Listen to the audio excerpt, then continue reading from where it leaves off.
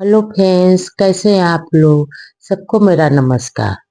सतगुरु कबीर साहब जी के अनमोल विचार और अनमोल दोहे इस प्रकार है। सतगुरु कबीर साहब जी का एक खूबसूरत सा दोहा इस प्रकार है। गुरु लोभी शिष्य लालची, दोनों खेले दांव, दोनों बूढ़े बापुरे, चढ़ पाथर की नाव।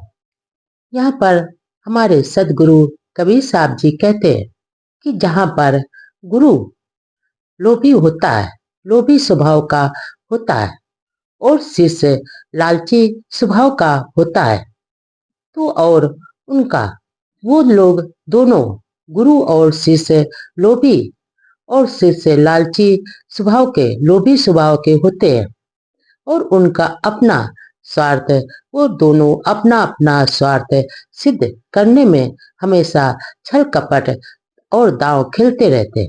ऐसे ऐसे लोभी गुरु का और लोभी शिष्य का, लालची शिष्य का कल्याण कैसे होगा।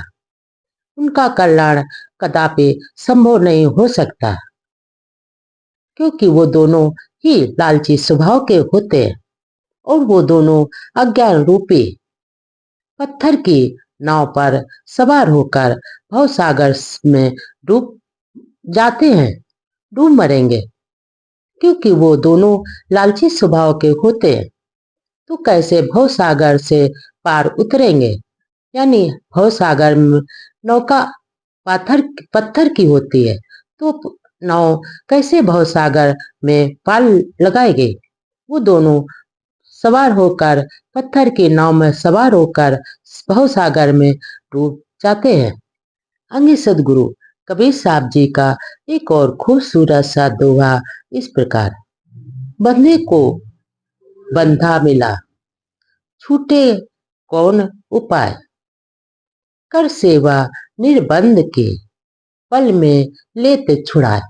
यहाँ पर हमारे सदगुरु कबीर साहब जी कहते हैं कि अगर कोई इंसान स्वयं ही अपने हाथों से अपने को बांध लेता है, बंधा हुआ है, तो उसे दूसरा बंधा हुआ मिल जाता है, मिल गया है, तो उनको किस प्रकार से बंधन मुक्त कर सकते हैं। वो अपने आप को कैसे बंधन मुक्त हो सकते हैं, कर सकते हैं, क्योंकि वो दोनों ही अपने आप को बांध रखा है।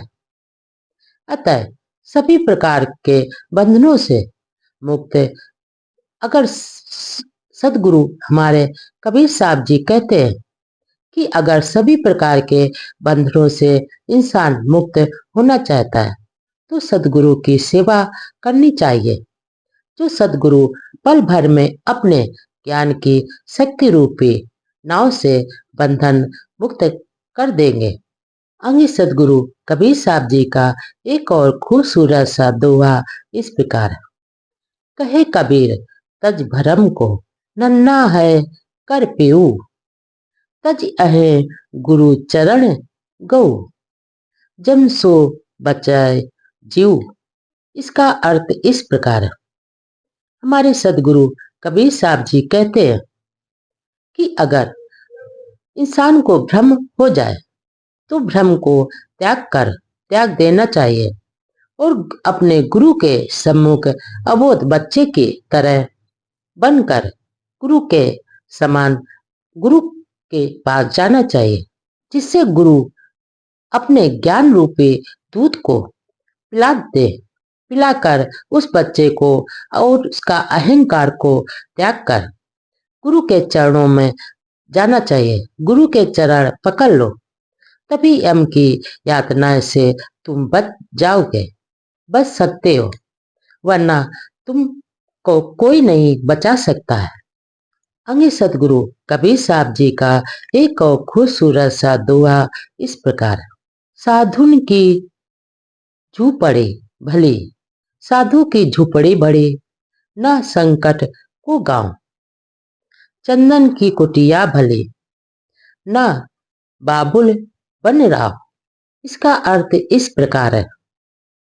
हमारे सदगुरु कबीर साहब जी कहते हैं आगे सतगुरु कबीर साहब जी का एक और खूबसूरत सा दोहा इस प्रकार है।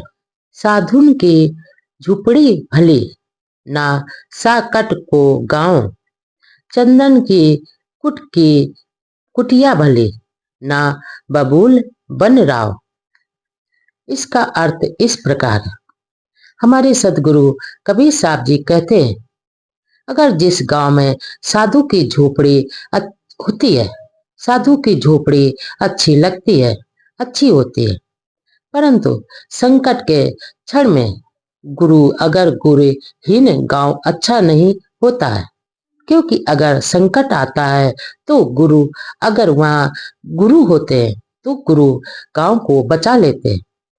जिस प्रकार बबूल का वृक्ष कांटों से भरा होता है, बहुत बड़े जंगल से बहुत अच्छा एक भी चंदन का अगर पेड़ होता है तो उस बहुत बड़े जंगल को चंदन अपनी खुशबू से पूरा भर देता है। इसका तात्पर्य यह है कि अगर जिस गांव में गुणहीन गांव में सदा अशांति का वातावरण पर्याप्त व्याप्त रहता है, शांति वहां पर हमेशा बनी रहती है। अगर उस गांव में साधु संतों की एक भी झोपड़ी होती है तो साधु संतों के ज्ञान का प्रकाश से उस गांव में हमेशा प्रकाश रहता है, शांति बनी रहती है। इसलिए गांव में अगर साधु संतों की एक भी झोपड़ी होती है तो उस गांव का ज्ञान से, उस साधु संतों के ज्ञान से उस गांव को प्रकाश से भर देते हैं। अंग सदगुरु कबीर साहब जी का एक और खूबसूरत सा दोहा इस प्रकार, सब धरती कागज करूं, लिखनी सब बन रहा है, सात समुद्र का मस करो, गुरु गुण लिखा न जाए। इसका अर्थ इस प्रकार है। हमारे सदगुरु कबीर साहब जी कहते हैं, अगर संपूर्ण पृथ्वी को, धरती को कागज मान लिया जाए तो जंगलों की लकड़ियों की कलम अगर बना ली जाए और 7 महासमुद्रों के जल को स्याही बना लिया जाए तो भी गुरु के गुणों का वर्णन नहीं किया जा सकता। गुरु के अमृत वर्षा को नहीं किया जा सकता, वर्णन नहीं किया जाता, क्योंकि गुरु का ज्ञान असीमित होता है। गुरु की महिमा अपरंपार होती है। इस क्योंकि गुरु की महिमा अपरंपार होती है। गुरु का ज्ञान असीमित होता है। गुरु के ज्ञान की कोई सीमा नहीं होती है, न गुरु के महिमा अपरंपार होती है।